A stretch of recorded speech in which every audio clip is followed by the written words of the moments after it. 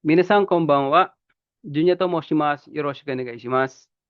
Okay, Minasang, lesson 23 na tayo for N5 beginners. Next natin dito after ni N5 is N4 na tayo. Okay, so bago tayo mag-start, bukas na po yung free orientation natin at 7 o'clock. Sunday po yon, tomorrow at 7 o'clock via Zoom.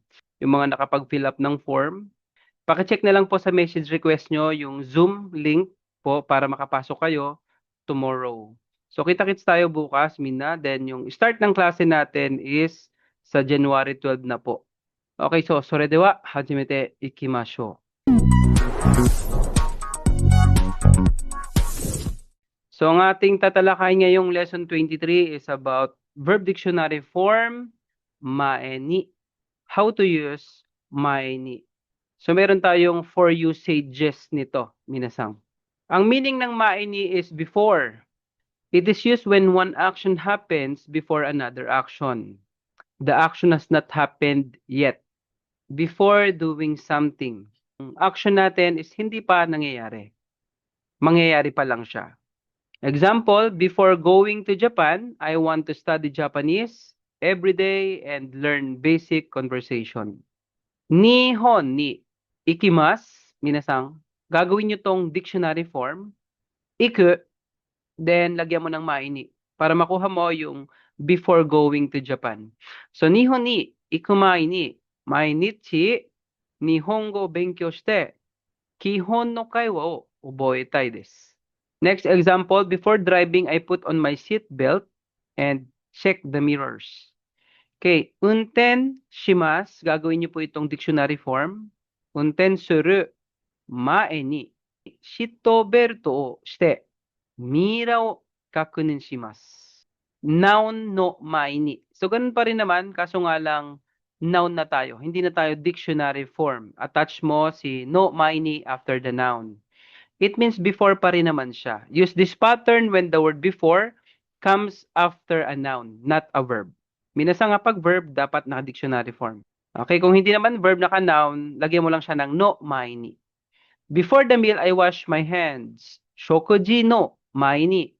Shokuji is a noun, kaya nilagyan natin ng no, then mai ni. Teo araimasu. Before work, I drink coffee. Shigoto is noun, work. Lagyan mo lang no mai ni. Shigoto no mai ni kohi o nomimasu. Okay, ito po ikalawang usage. And ikatlong usage po is quantifier period no mai ni. Before pa rin siya, minasang. Kaso pinag-uusapan dito is before a time or before a period. Focus how long before something happens. I will start studying 1 week before the exam. So, shiken exam, shiken no 1週間の前に勉強hajimemasu.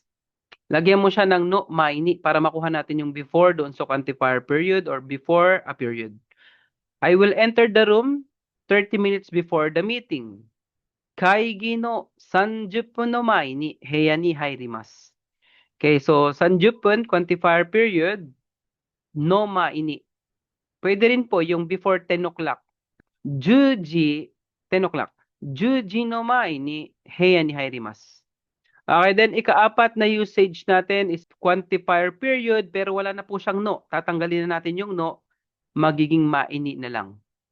Kasi pag nilagyan mo ng no yan, magiging before siya. Eh kung wala siyang no, maini lang, magiging ago siya. Ago in the past. So focus siya sa how long ago from the present time. The action already happened. Okay, so kung gaano nakatagal ang nakalipas, minasang, doon siya focused.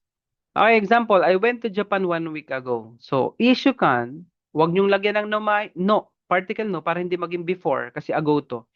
Then, kailangan past tense ka na. Issue kan, mai ni nihon ikimashita. I started this job 3 days ago. So, 3 araw na nakalipas, dun siya nakafocus. Mika mai ni shigoto hajimemashita. So, kapag ago siya, lagi siyang naka-past tense, minasang. Uwarimashita, minasang. Soja, mata ni.